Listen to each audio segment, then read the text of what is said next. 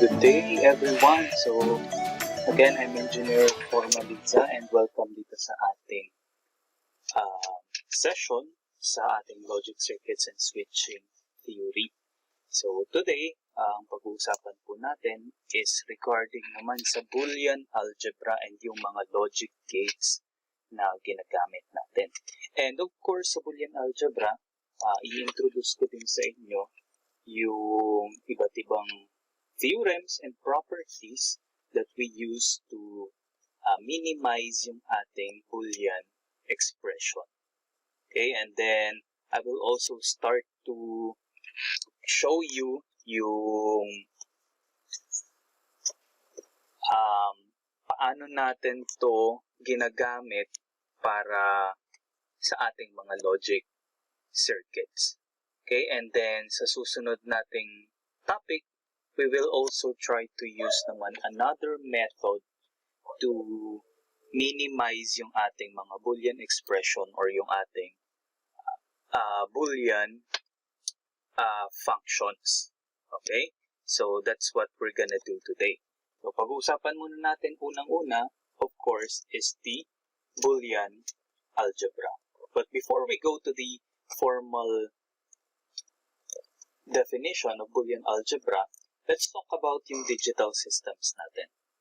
Okay? So, what's the problem? Why do we need digital systems? So, actually, digital systems revolves around this analysis problem. We have a desired output. Okay? Meron tayong gustong maging output or outcome ng isang device or circuit. And we have different categories sa inputs natin na possible mag-trigger ng output natin. So, the problem here will revolve doon sa ano yung gagamitin natin sa ating ano yung gagamitin natin dito sa ating digital circuit. Anong logic circuit yung gagamitin natin dito? Paano natin mapapalabas yung desired outcome natin or output natin using only the 2 raised to n number of inputs that are available. So that will be our focus. So this will be our design problem. We are given a task. Out of all the categories of inputs, out of all the possible inputs, combination of inputs that may occur, we have a pre-selected output. So we need to develop a circuit that will accomplish this task. Okay, so madaming possible implementations nito. The digital system focuses on automating this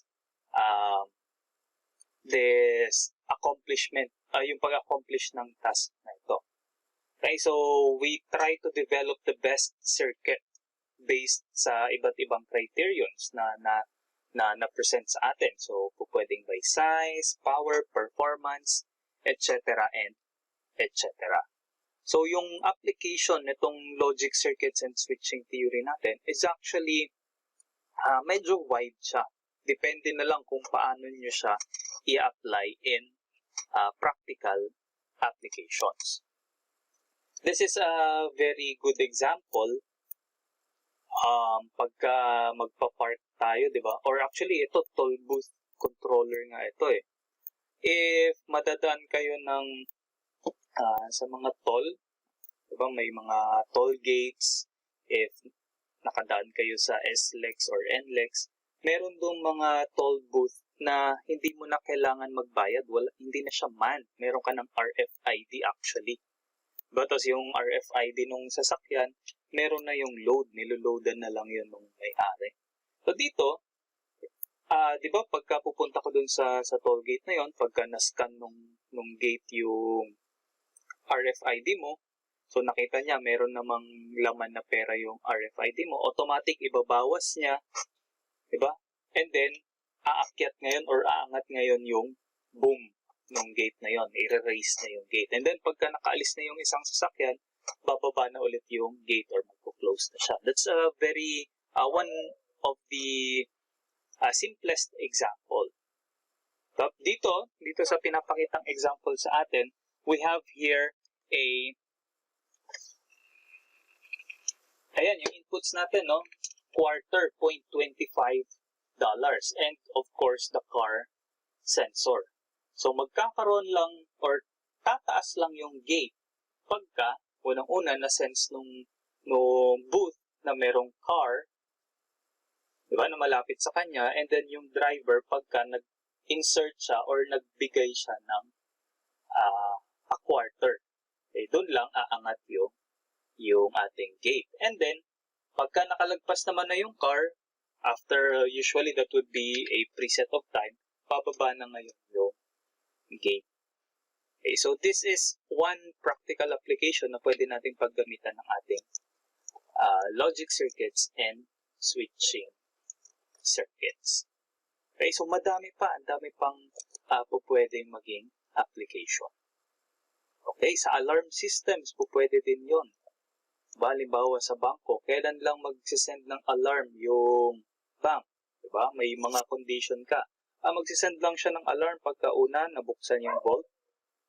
And then, nabuksan yung main gate. Or yung main door. Diba? Tapos yung, pagka yung camera or yung CCTV may na-detect na movement. Doon lang siya mag-on. Unless, kung may isa doon na hindi pumasok sa criteria natin, hindi siya mag-alarm. So, may mga ganun na application. Okay? So, before we move on to the definition ng Boolean algebra, let me also discuss to you the basic logic gates. Kasi ito yung magiging basis ng Boolean algebra natin. This is not like our algebra yung inaaral natin, no? Boolean algebra is a different kind of algebra. Ibang logic yung pinag-uusapan natin dito. So, ano ba itong mga basic logic gates na to? First and foremost, we have the inverter or what we call the NOT gate. Okay? Inverter or NOT gate. So, what this ang ginagawa lang nito ay i-invert niya lang. So, we know that Boolean algebra revolves in our binary number system. So, meron lang tayong dalawang symbol, either that is 0 or 1.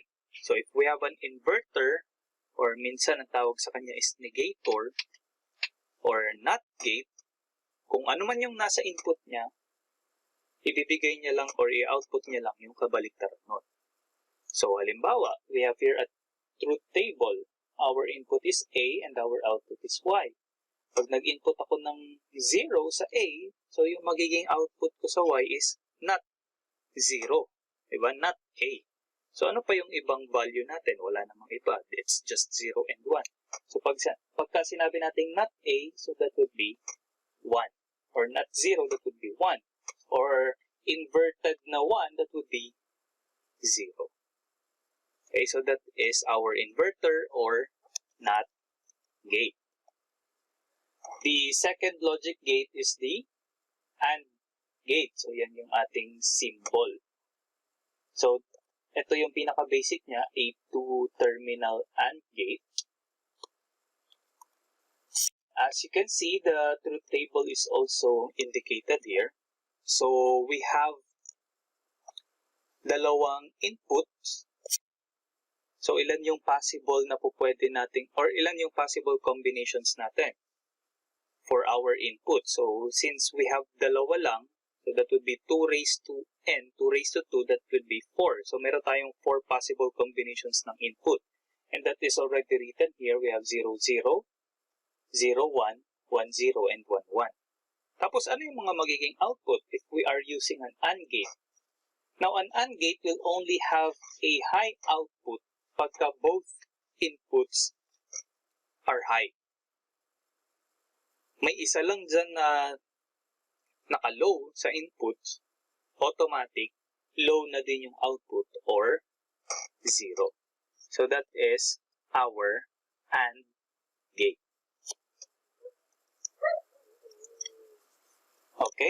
So, next, we have our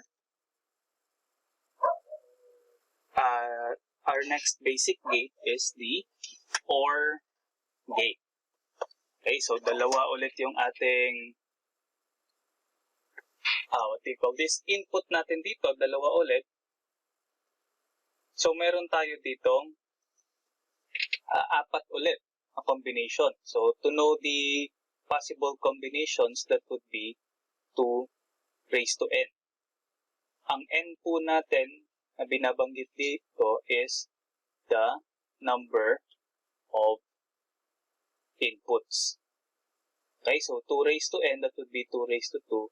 So, we have 4 possible na combination. 4 combinations. So, that would be 0, 0 for A and B, 0, 1, 1, 0, and 1, 1. So, yung OR gate naman po natin, if either of the 2 input signals are high, or both naman of them are high, then the output will be high. So, ito yun. Pansin nyo dito sa second combination, ang high ay yung B. So, high din yung output. Sa third, ang high naman is A. So, high yung output. Sa fourth, pareho sila high. So, high din yung output. Kailan lang magkakaroon ng low output dito? Pagka both of the inputs are also low or 0. Okay? So, those are the basic na logic gates natin. There are also other logic gates, but we're gonna study them later after we finish defining the Boolean algebra. Now, another way to represent yung ating what do you call this? Our logic gates is through the waveforms diagram to represent its functionality. So, mapapansin nyo dito, ito yung kanyang truth table. So, this is our truth table. So, the inputs are X and Y. Ito po yun, X and Y. So, you can see here, it is 0, 0, 0, 1, 0, 1, 1, 0, 1. So, apat na combinations yun. Then, ito, naulit lang, 0, 0. And here, this is the AND output using an AND gate. And here we have the OR output. OR gate naman ang ginagamit, and ito is NOT for the inverter output. Sa operation, ang AND is using this dot. Okay, parang times sa math natin, di ba? Sa algebra natin. OR naman is using this plus sign. Now, OR is different from binary addition. Magkaiba po yan. Kasi sa binary, 1 plus 1 is 1, 0. But if we are talking about Boolean algebra, 1 or 1, that is 1. Okay, so magkaiba to ha. Itong una, this is binary addition. Ito naman, this is OR operation. Okay po. Okay, so as you can see here, they are using a waveform, square wave, or a rectangular wave to be general. So you see here, X and Y are 0. So X and Y will also be 0. And X or Y will also be 0. Yung NOT operation, ang NOT niya lang dito, or in-invert niya is the X. So that would be X prime. So that means NOT X. Minsan, ang ginagamit sa NOT gate, so it's common that you will see they're using this symbol, prime, that is NOT gate. Some books you will see there's a bar on top that is also NOT gate. Okay, so iba-ibang books, iba-iba yung makikita nyo. But basically, pareho lang po yung sinasabi nila. Now, sa akin, madalas ang ginagamit ko is ito, naka-prime. Mas madali kasi siya isulat. Okay, and you can also see here sa second, no? 1, 0, x and y, 1, 0. So, x and y, 0. X or y, that would be 1. And not x would be 0. Pag kinumpleto natin to, tapos i-translate natin to truth table, ito po siya. Okay? So, I hope malinaw din yan. Now, how about naman ito? Baka may mga nakikita kayong mga logic gates na tatlo yung input. So, wag tayong malilito or nahihirapan dito. Basically, ito lang naman ay, this is an OR gate. Kung makita natin, 3 terminal yan, so i-OR mo lang yung tatlong inputs na yan. So, this is A or B or C. The same lang yan dito sa truth table. Again, this is the truth table. Truth table shows the total number of combinations ng input and then the corresponding output in each input combination. So, as you can see here, there are 3 inputs. So, 2 raised to 3, that would be 8 possible combinations. So, ayan po yan. So, 1, 2, 3, 4, 5, 6, 7, 8. Mula 0, 0, 0 hanggang 1, 1, 1. Okay, so that's the truth table. This is a 3-input OR gate. So, i-OR lang po natin yung tatlo, yung A, B, and C. So, as you can see here, kailan lang siya mag-0? Pag lahat ay 0. Lahat ng input niya ay 0, then it will also correspond to a 0 output. Okay? Now, what if you don't have a 3-input OR gate available? Anong itsura nito? You can convert this from a 2-input OR gate. So, if you have an OR gate here, 2 input, so you have A, B, tapos output niya, di ba? Ang output nito ay A or B. Tapos maglagay lang tayo ulit dito ng isa pang OR gate. Dito naman si C. So, ang output niya na ay A or B or C.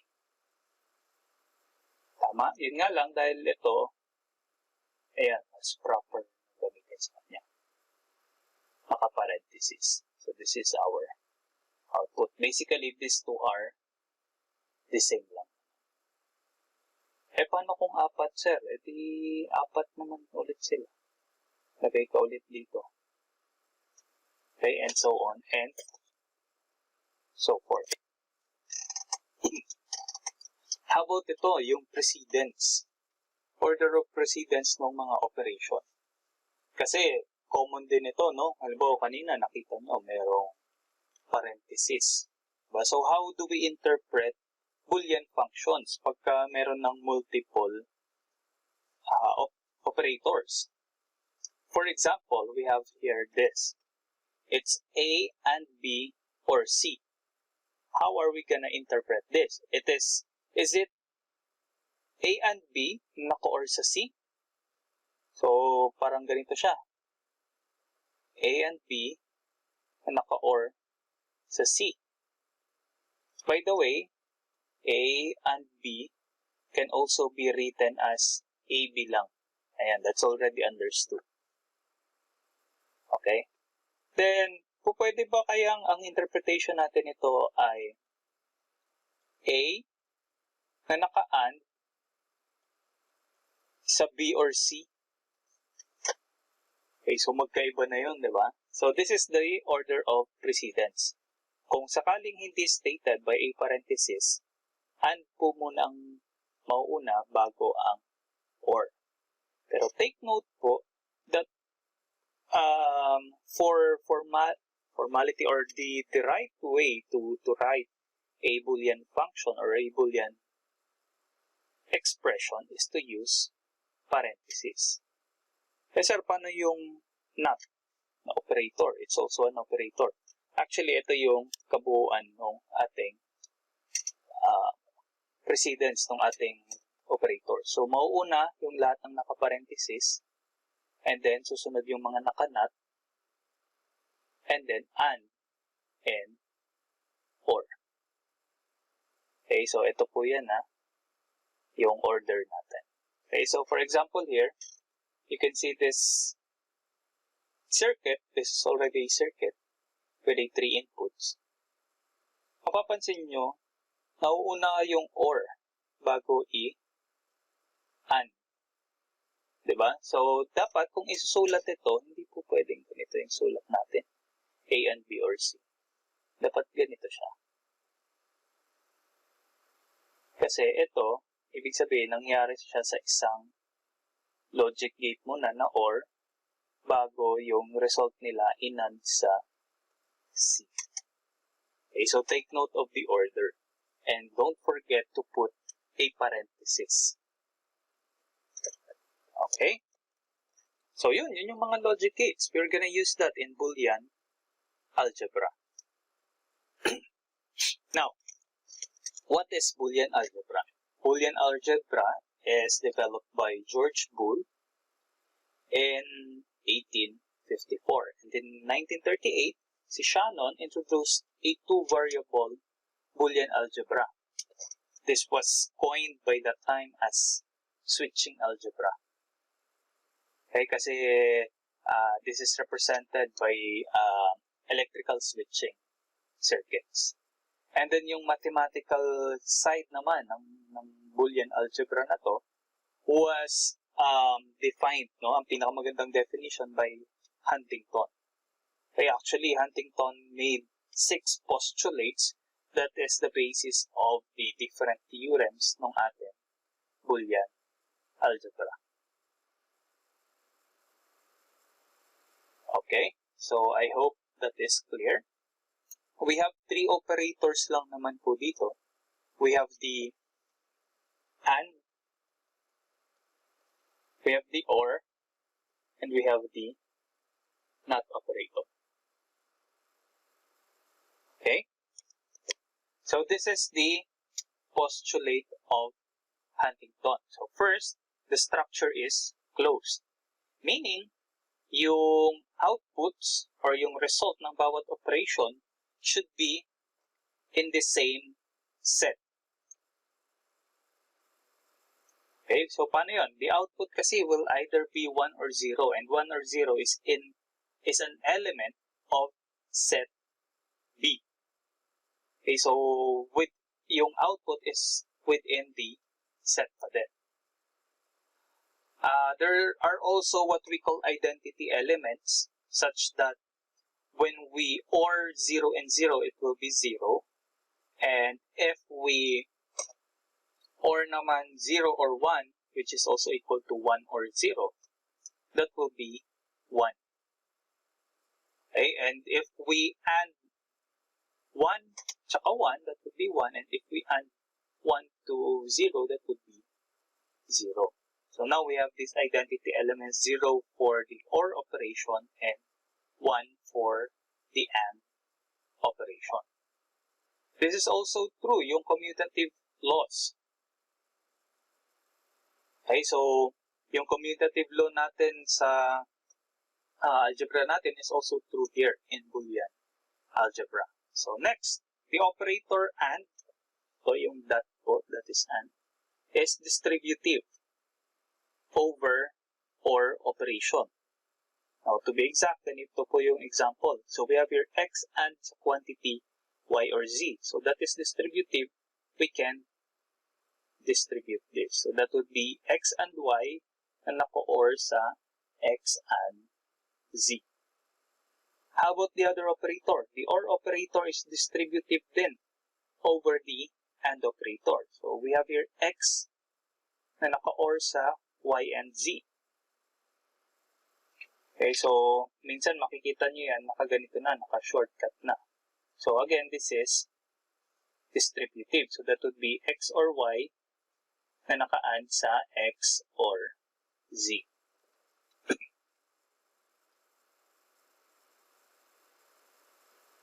Okay, so I hope that is clear.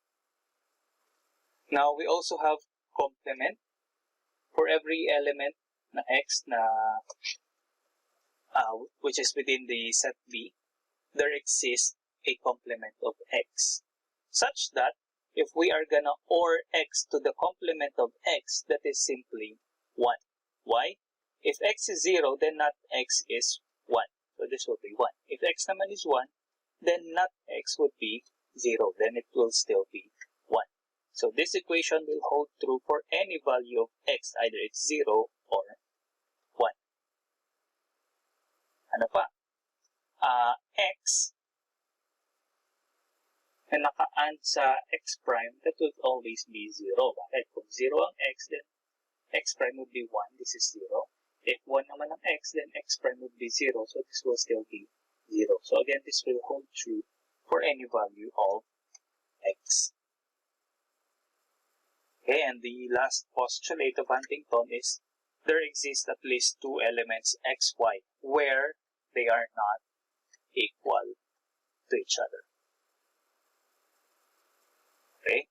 So, hindi nyo naman kailangan masyadong aralin itong mga postulates na to. Ang mas kailangan nating aralin is itong theorems and properties of the Boolean algebra. Bakit? Kasi these are the important relationship that we're gonna use to solve Boolean algebra expressions. Boolean expressions and Boolean functions. Especially when we are minimizing a certain expression.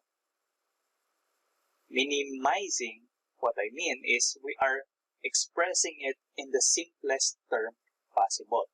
Because if we have the simplest term possible or yung pinaka-simpleng format niya na, then it would be equating it to a lesser number of logic gates.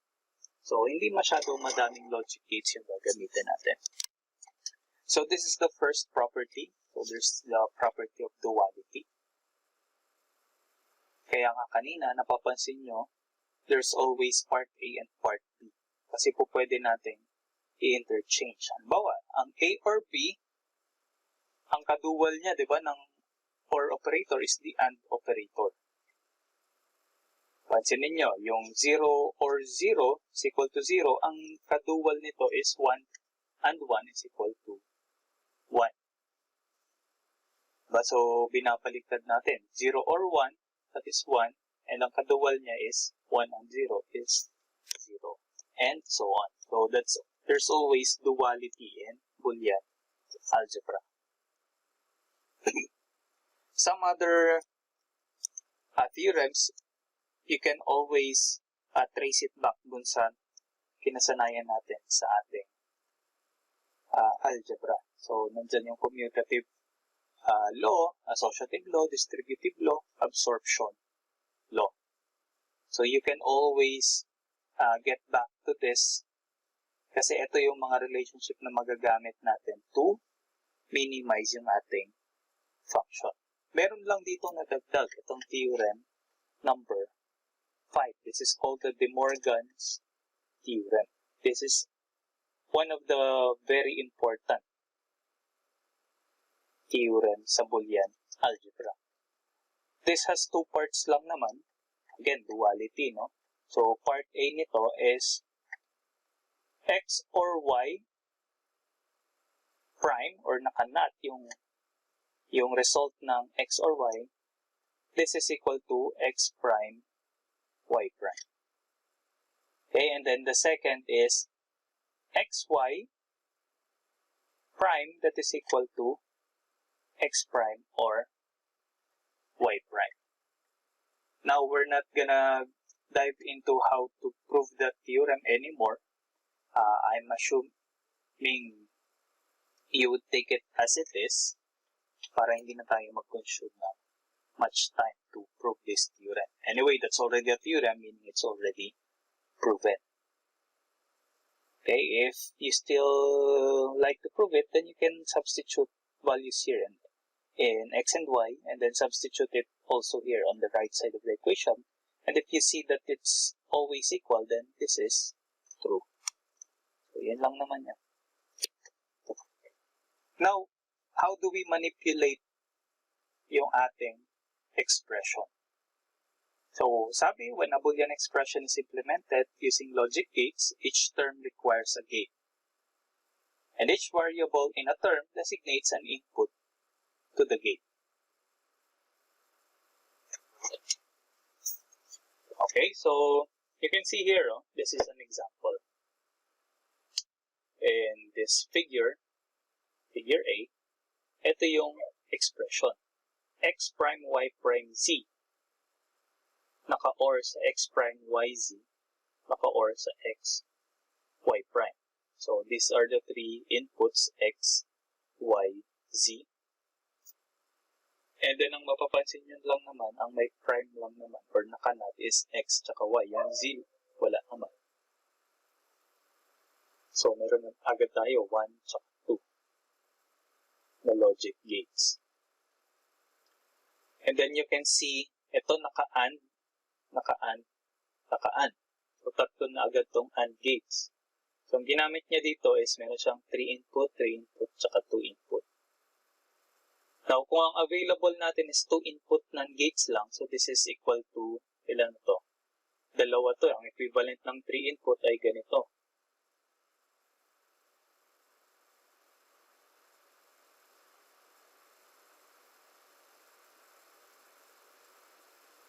So, X, Y, Z. Ganito, X, Y, tapos X, Y, Z. So, yan yung equivalent niya. So, dalawa, isa. So, 2, 3, 4, 5, 6, 7. And then ito, dalawa ulit ito, 8, 9. 9 na logic gates yung nagamit natin. Pero, pwede pa pala itong i-simplify. Ang equivalent actually niyan is itong nasa baba. That is X, Y prime na naka-OR sa X prime, Z. So, ilan lang yung ginamit natin? Isa, dalawa, tatlo, apat, 5 na logic gates. Now, that is the use of our algebraic manipulation. The goal of manipulating kasi the expression is to reduce the number of logic gates. Why? So, unang-una, nandyan yung economic reasons. The lesser the logic gates, the lesser resources we're gonna use. Second is, of course, nandyan yung efficiency ng system natin. The more the circuit, the more the heat, the more the losses. Okay? And, syempre, yung simplicity or complexity ng system natin.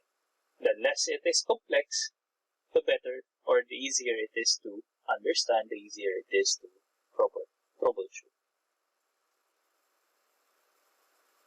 Okay, so that's the use ng mga theorems natin. I have here several examples. I also uploaded a book in our Google Classroom. You can download that so that you can practice manipulating Boolean expressions. So we have here the first example uses or has this expression. It is X naka-AND sa X prime or Y.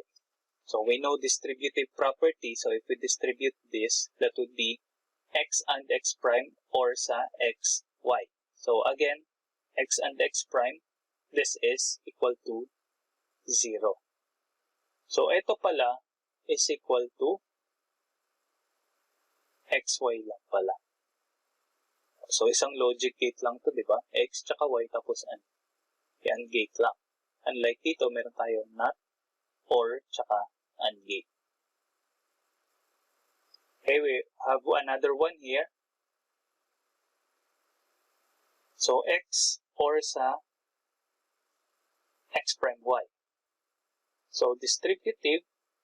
So, this is equal to X or X prime na naka-AND sa X or Y. Okay, so yung distributive nito pa ganyan. Tama? So, again, parang pabalik yung pag, natin sa kanya, pag-extract natin. So, X na naka-OR sa X prime, that is also equal to 1. Diba? 1 naka-AND sa anything would be ito lang din. So, it would be X or Y. We have another example here. Quantity X or Y naka-AND sa quantity X or Y prime. Again, using distributive property. So, this would be x, dalawang x ito, or sa y, y prime. Dalawang x, that is simply x. Diba? Naka-or sa y, and sa y prime is 0. So this is simply x. So wala palang logic gates na kailangan dito. Another one here, xy or sa x prime z or sa yz. So xy, x prime z, yz. So ano tong multiply na to? Oh, hindi pala multiply. Inand na ito. X or x prime, this is basically 1. And anything na i-and natin sa 1 is simply x. Diba? So itong yz na to, y and z, i-and ko yan sa 1 is simply yz lang. So walang effect itong dinagdag natin, itong complement na to. So bakit natin nilagyan ng ganyan? Makikita natin yung effect niya dito sa susunod. Now distributive, this will be xyz and x prime yz. Why did we have to make it like this? So that we can factor out. Bawa, eto, if we factor out xy, that would be xy and 1 or z. And then dito naman, if factor out natin x prime z, that would be x prime z nakaan sa 1 or y. Now this is equal to 1 and this one naman is equal to 1. So what do we have? xy naka-or sa x prime z. Okay? Again, now let's move to Boolean functions. Now we know that Boolean algebra deals with binary variables and logic operations. The result will always be in binary 0 or 1. Here we have an example of kompleto na to, no? We have a logic circuit. We have here a circuit. We have a truth table. And we have an expression.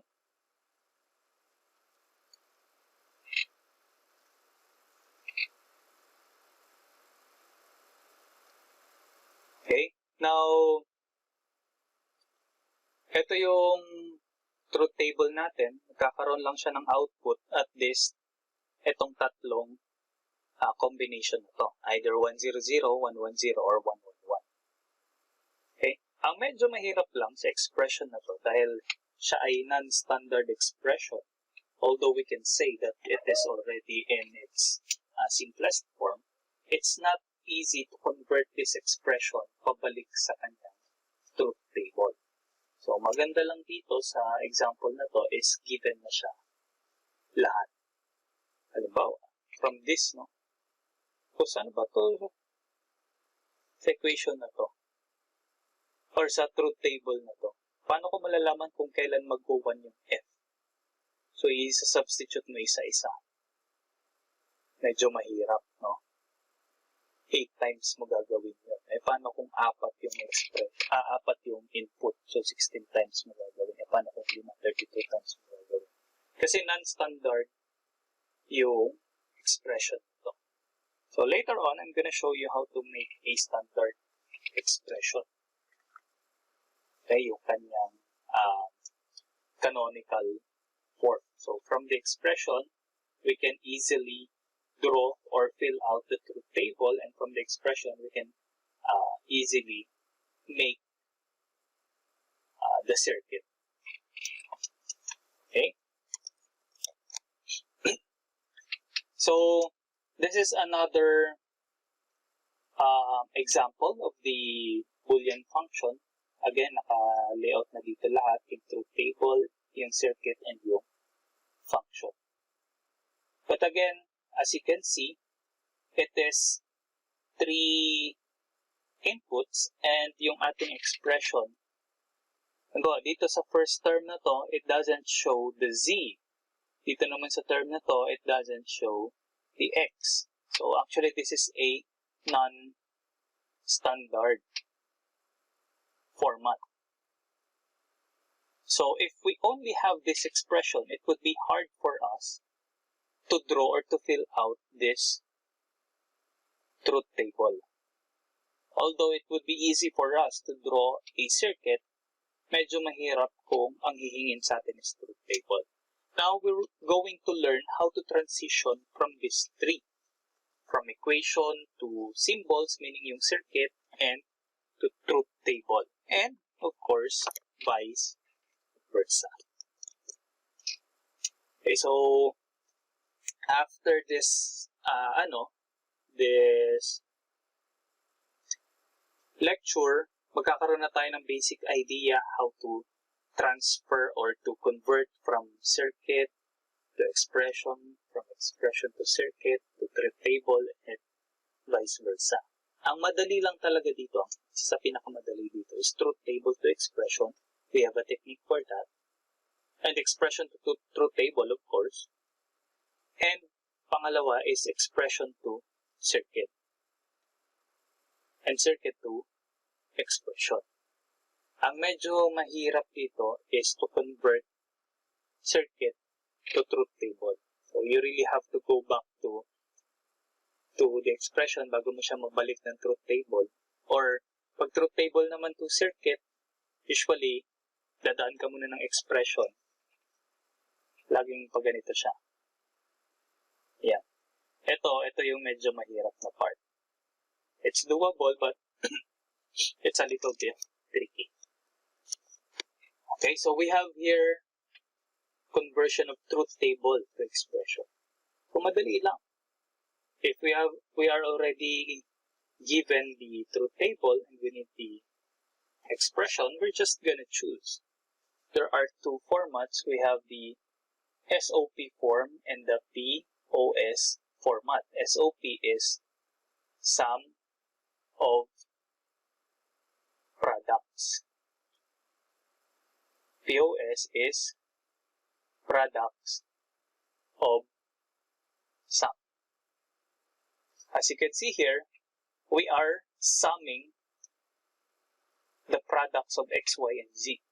So this format of function g is actually an SOP form. An SOP form looks at the min terms.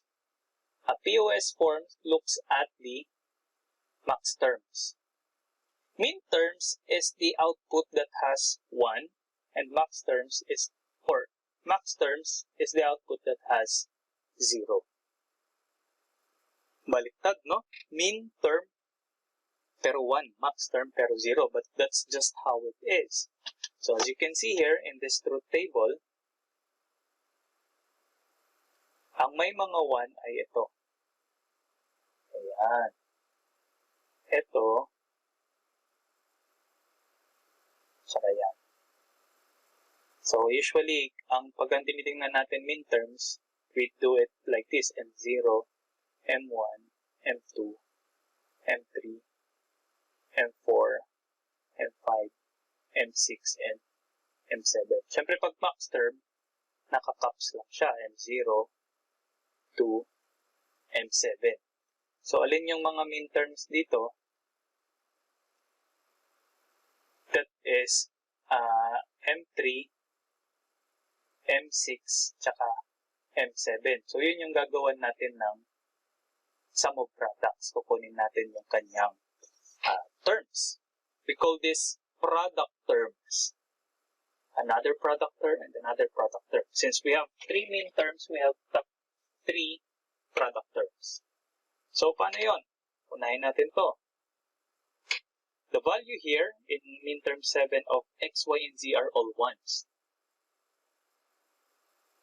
So, we already use it as it is x, y, z. Kasi pino-force natin to na maging 1. Example na lang para mas madali. You can see here, in M6, ang values ng input natin is x, y, z is 1, 1, 0. So, pagka inan natin ito, 1 and 1 and 0, it would be 0. So, we have to complement or we have to invert yung z para maging 1 din ito. Kaya, ang value niya is x, y, z prime. Dito naman, 0, 1, 1, that would be x prime, y, z. And then, sabi niya, sum of products, nakuha na natin ng product term, isa-sum daw natin yun. So, or, now we have this standard SOP form. In each term, nare-represent yung bawat input. So, kompleto siya. X, Y, Z. X, Y, Z. X, Y, Z. Sum of product. Now, is it the simplest form na? So, pwedeng oo, pwedeng hindi. So, after this, nakuha na natin yung expression, we can already apply yung ating Boolean algebra to further minimize this expression. If in case, or just in case na itong format na nakuha natin or itong expression na nakuha natin ay hindi pa simplest form. Okay? Now, paano naman natin yan i-represent sa circuit? So, we already got this expression, di ba? This expression came from this truth table. So, we get the min terms m sub 3, m sub 6, and m sub 7. So, how are we gonna do this in our circuit? So, expression naman to circuit. So, nilagay niya dito x, y, and z. And naglagay siya ng not.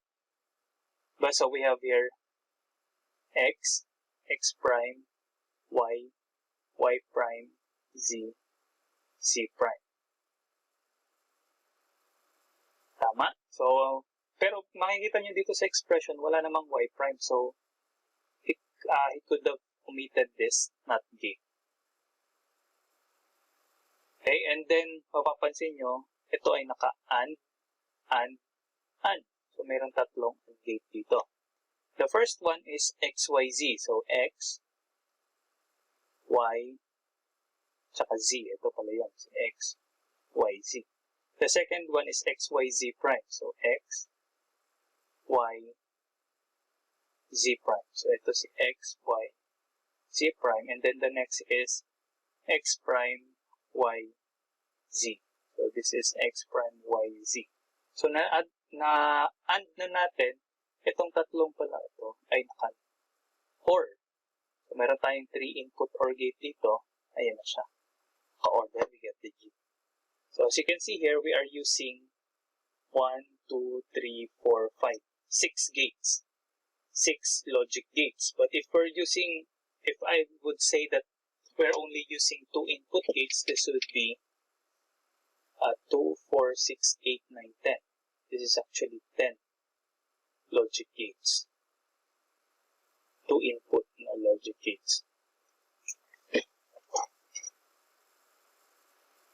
Okay. Now, how do we know pagka yan ay simplest form na or hindi? Actually, before we transform it to our circuit, we should have applied Boolean algebra to it. So, ito na yan, di ba? XYZ, XYZ prime, and X prime, YZ. Now, we would always ask, is this the smallest possible implementation ng ating expression? Is this the simplest form? So, actually, it is not in this case. Bakit? Pwede pa natin itong i-reduce using our Boolean algebra. So, this is our form. Oops, sorry. XYZ, XYZ prime, X prime, YZ. Now, using theorem 1, we can add here, so ayan o, ito, XYZ prime, X prime, YZ. So, ito kasi, basically, this is XYZ lang naman. Now, bakit natin finactor out, or bakit tayo naglagay ng A or A is equal to A, para magamit natin tong distributive law. Sabi kasi sa distributive law, A and B or C is equal to AB or AC. So, ito na yun. Itong dalawa, ito, tsaka ito, pagka na-factor out natin yung XY, that would be XY and sa Z or Z prime. Then itong dalawa naman, pagka pinactor out natin yung YZ, that would be YZ and sa X or sa X prime. Bakit natin ito ginawa? Kasi z or z prime, this is equal to 1. Ito yun, sa step 3. Okay, so kung ito ay magiging 1, ito ay 1 din. So, ang matitira sa atin is xy and 1, naka-or sa yz and 1. A and 1 is simply A. So, makakancel natin, magiging xy naka-or sa yz. Ayan pala yung simplest form niya. Diba? That is equal din pala dito sa pinaka-form natin ito. xyz prime or sa x prime yz. So with this simplest form, ito lang pala yung kailangan natin. Logic gates. Same pa rin yung truth table niya. Dito pa rin siya nagkaroon ng output. Pero pansinin nyo, ito, tanggalin na natin ito, hindi naman kailangan. Kanina, 10 logic gates. 10 2 input logic gates. Ngayon, ilan na lang? 1, 2, 3, 4, 5 na 2 input logic gates. So, we were able to minimize pati yung logic gates na gagamitin natin.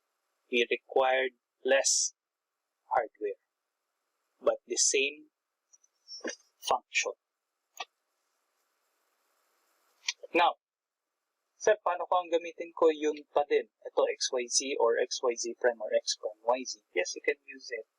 But the goal kasi of engineering is to use the least resources to perform the same task. Okay, so this would be our best solution. Okay, so I hope that is clear of why are we implementing Boolean algebra. Now, to summarize yung ating mga min-terms and max terms, this is it. Now, each variable in a Boolean expression is a literal. We call it literal or, yes, ito. Yan, literal. Boolean variables can appear in normal or complement form. We know that. X or x prime, y or y prime, z or z prime.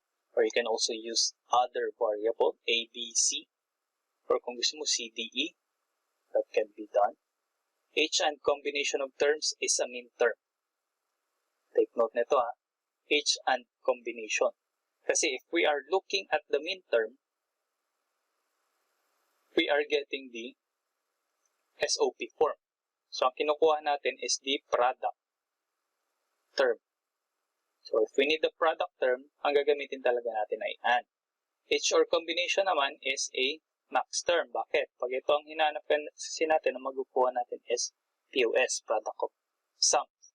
Ang kukunin naman natin dito is sum term. Okay, so halimbawa, meron tayo dito, 3 inputs. So, that would range from 0, 0, 0 up to 1, 1, 1. Tapos, ang min term natin yan would be M0 to M7. So, ang 0, 0, 0, that is x prime, y prime, z prime. 0, 0, 1 is x prime, y prime, z, and so on.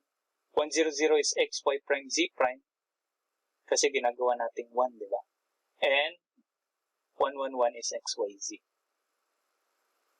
Sa max terms naman, since sum term ang kinukuha natin, gusto naman natin siya mag-0. So, 0, 0, 0, that would be x or y or z. 0, 0, 1, that would be x or y or z prime. Kasi 1 siya dito. So, nag-z prime tayo. And this would be x prime, y, z. And this would be x prime, y prime, z prime. Okay. So, sana maging min terms and max terms. Representing functions with min terms. We already did this in the previous example. Ang tinitingnan po natin na row dito is yung may mga 1 sa output. Okay, so halimbawa, ito yung truth table na to.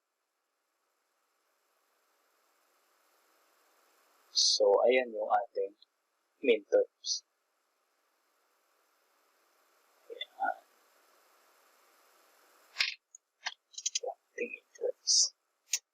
Alin yung max terms natin? Ito naman. May mga 0.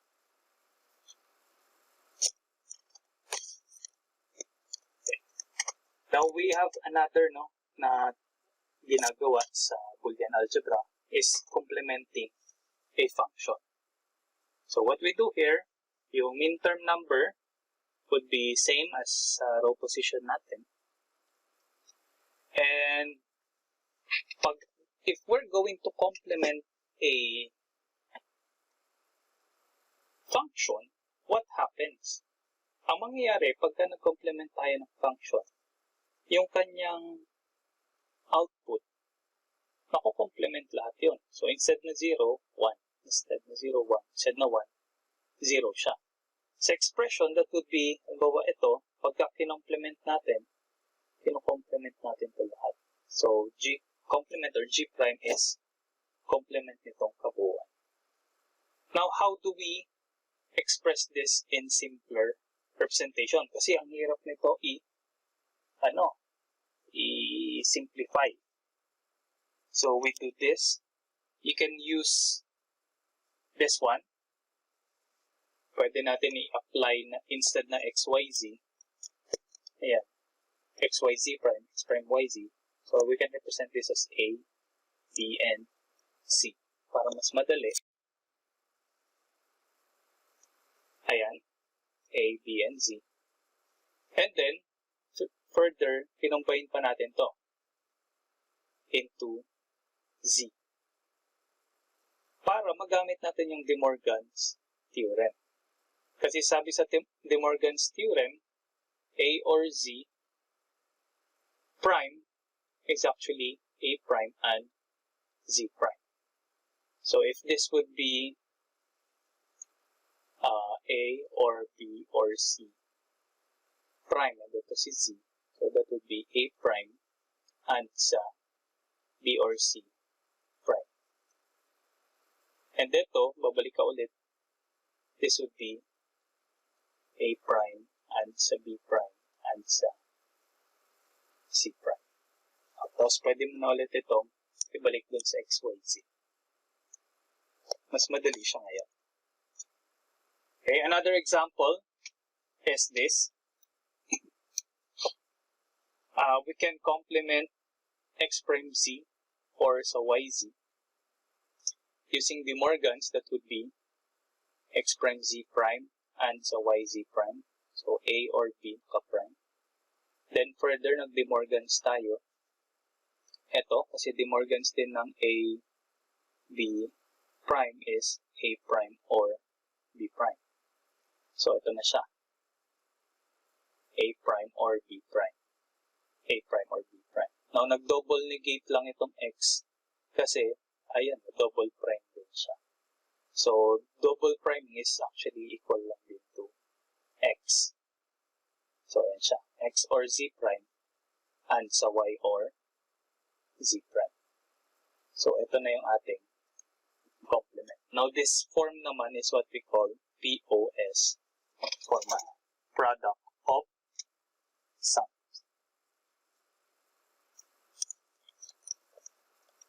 Okay? So, yun. Now, conversion naman between canonical forms. So, kanina, tinitingnan natin is yung ones, meaning yung min term. We can also look at the zeros, yung max terms naman. Kanina, ang ones natin is eto, 3, 6, and 7. M sub 3, M6, and then M7. And we were able to get the SOP form of the function. But what if we don't want the SOP form? We want the POS form. Then, if we want the POS form, we have to look at the max term to get the POS form. So, now, 3, 6, 7 yung min term. So, ang max term would be 0, 1, 2, 4, 5. So, 0, 1, 2, 4, 5. Madali lang yan. Alam na natin paano kumuha ng POS. Diba? So, this would be X or Y or Z This would be x or y or z prime. This would be x or y prime or z. This would be x or y or z. Tama. So, ginagawa natin 0 ha. So, dahil lahat 0, x, y, z. 0, 0, 1, yung z dapat mag 0, x, y, z prime. Ito y naman, x, y prime, z. Ito is x, x prime, y, z. And dito ay x prime or y or z prime. And then, product of sums. Ito na yung mga sum terms. So, product na yan, x, y, z. Ito si m sub 0, x, y, z prime, m sub 1, x, y prime, z, m sub 2, x prime, y, z, m sub 4, x prime, y, z prime, m sub 5. So, now we have this function.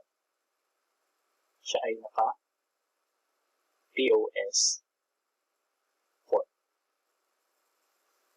Between the two naman, madalas ginagamit SOP form. Mas madali kasi siya. Mas neat sa tingnan. Kaya ang leaning usually ng lahat is papuntang SOP form. But just in case the required is POS, you know how to get the POS expression from the truth table. Eh sir, paano pag ang hinihingi ganito? I-convert mo to truth table, then from truth table, ganun mo yung max terms. Okay, so this is the summary again of the midterms and max terms. So, kanina, ang kinuha natin is 0, ito, 1, 2, 4, 5. Kasi ang may mga 1s kanina is si M3, M6, at M7. Okay, so the same function, you can represent it in terms of SOP using the midterms. You can represent it in POS using the max terms. Anong implication nun sa circuit? Well, if you are using SOP, ang mangyayari kasi sa SOP, mas madami yung AND gates, saka mo siya i-OR. Pagka POS naman, usually, mas madami yung OR gates bago mo siya i-AND. So, yun lang naman. But the functionality is the same. Okay? Now, there are other logic gates. Basically, kanina, ang pinag-usapan lang natin ay basic logic gates. There are other logic gates that is being used. And meron tayong 4. Okay, so we have the NAND. NAND meaning not AND, hindi AND. So that is AND gate.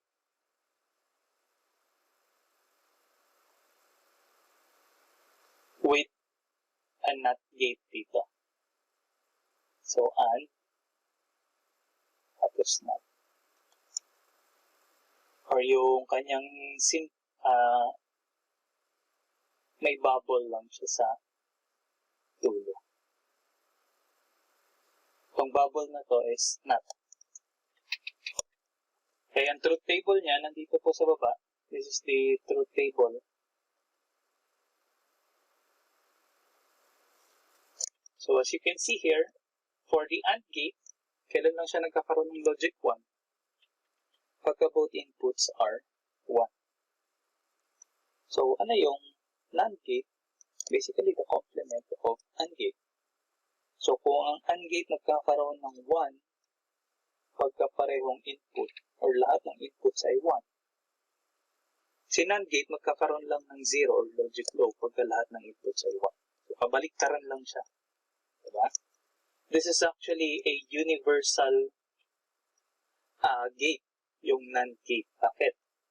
By using only a NAND gate, you can actually implement all the other gates. You can make AND gate out of NAND gate, you can make OR gate, NOT gate, you can make a NOR gate, you can also make XNOR and XOR gate. This is a universal gate. Ito yung mga examples. So, NAND gate, to be used as a NOT gate, is short mo lang yung kanyang terminal. So, NOT gate na siya. NAND gate, gagawin mong AND gate. So, lagyan mo ulit ng another inverter sa dulo. So, AND na ulit ito.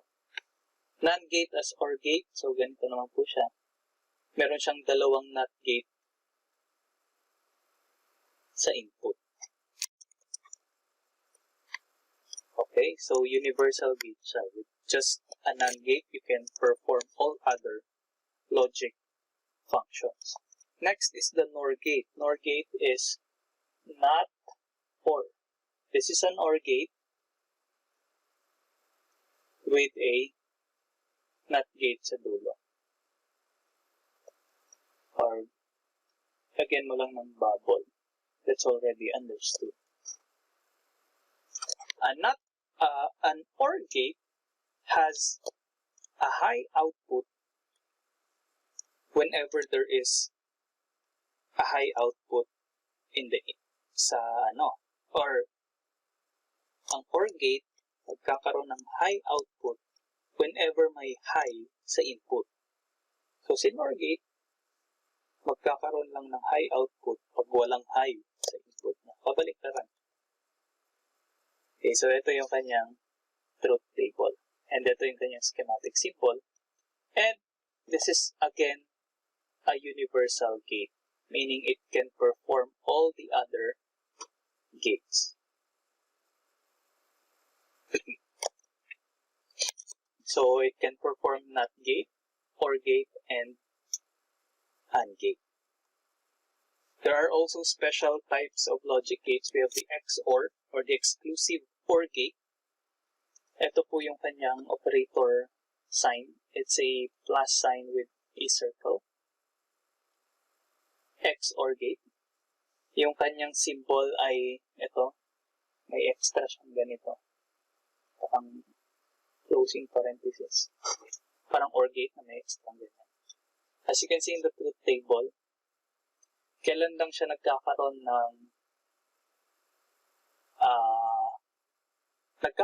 ng low sa output pagka lahat ng gates niya ay pareho ang input.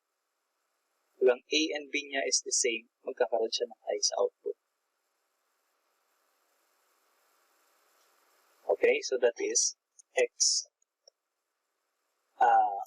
Baliktad. Sorry, that's the XNOR. Ang XOR gate, pagka pareho yung input-output niya, pagka pareho yung input niya, it will output a logic low. Yung gate naman na ang gusto niya, laging pareho yung kanyang input is the XNOR gate. Exclusive NOR gate. Yung kanyang operation po is parang AND na merong bilog. So, kailan naman ito nagkakaroon ng high sa output pagka pareho yung kanyang mga inputs. That's an XNOR gate. As you can see here, it looks like an XOR gate with a bubble. Ibig sabihin, kabaliktaran siya ng XOR gate. Complement siya ng XOR gate. We already discussed this kanina, the universality of NAND and NOR gates. So as you can see here, these are NAND gates that can also perform as an inverter, an AND gate, and an OR gate. For the NOR gate naman, it can also perform as an inverter, an OR gate, and an AND gate. So they are the universal gates. So what is the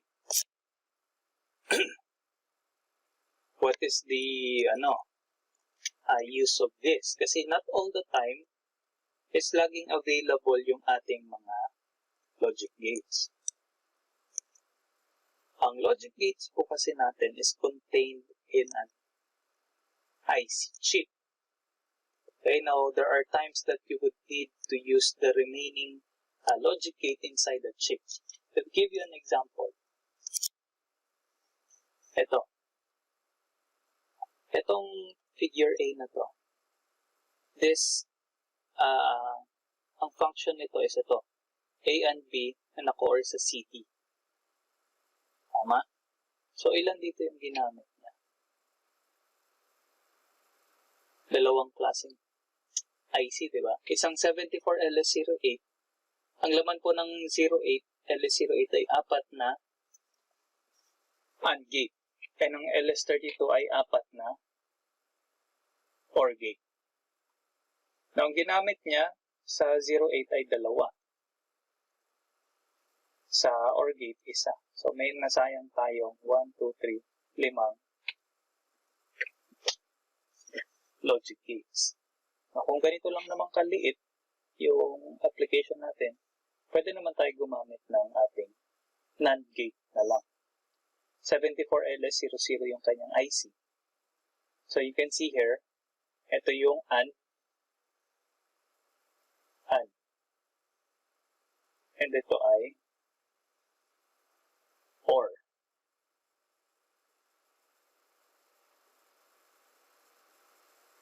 Diba? So, AND, OR. So, ilan lang yung gagamitin natin? Ito. Double inversion pa to. So, makakancel yan. Same lang yan kung ito ay iba-bypass natin. Ito, bypass natin dito. So, instead nagagamit tayo 1, 2, 3, 4, 5, 6, 7. Sir, hindi naman tayo nakatipid kasi dalawa pa rin na 74LS00 gagamitin. Hindi, kasi double negation, that is also equivalent to X, double prime, that is simply X. So, huwag ka na mag-negate. Tanggal mo na itong double negation. Ito na lang siya. Instead of using 7, ilan na lang? 1, 2, 3. So, isang IC lang ang gagamitin. Instead of buying 2 IC chips, tapos ang magagamit mo lang out of 8 is 3 lang. So, ang usability mo lang is 3 over 8. So, ilang percent lang yan. Diba? Pero dito, 3. So, 3 over 4. Nakatipid ka sa cost kasi isa lang binili mo.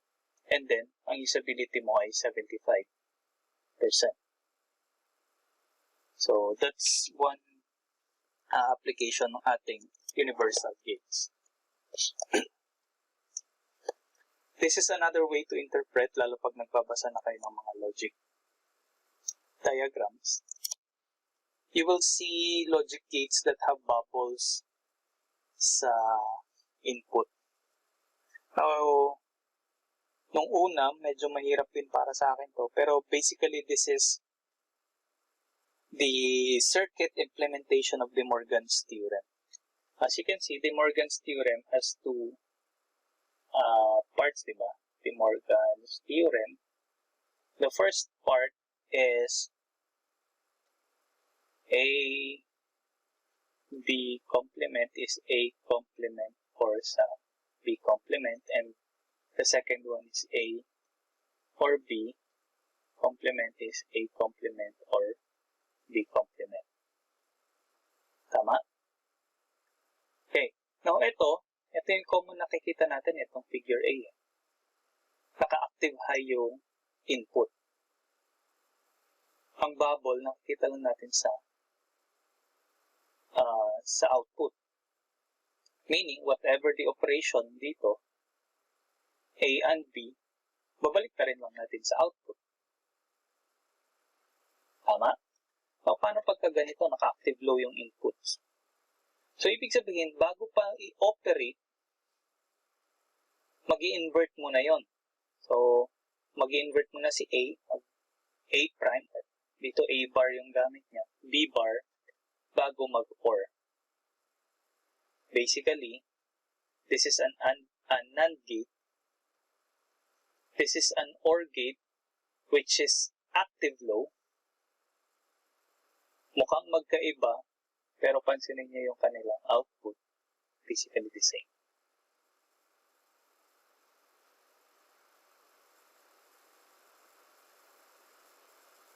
Diba? So, that's one way to interpret our NAND gates. So, the same din sa OR gate. Ito po, OR gate. A or B. Sometimes you will see this. Parang OR gate din ito. Naka-active low lang yung input. Again, this is De Morgan's theorem. But as you can see here, the output is the same. It's just A or B. So, ito po ang meaning nito. Pagka meron yan sa input, i-invert mo muna bago mo i-apply itong operation nito. In this case, bago i-AND. Invert bago i-AND, and yung result, i-AND ulit. Kaya ito siya. Yung A, in-invert mo na, then naka-AND sa, naka-invert na B, and then yung result, naka-AND din. So that is basically A or B. Okay? This is the summary ng mga logic gates natin.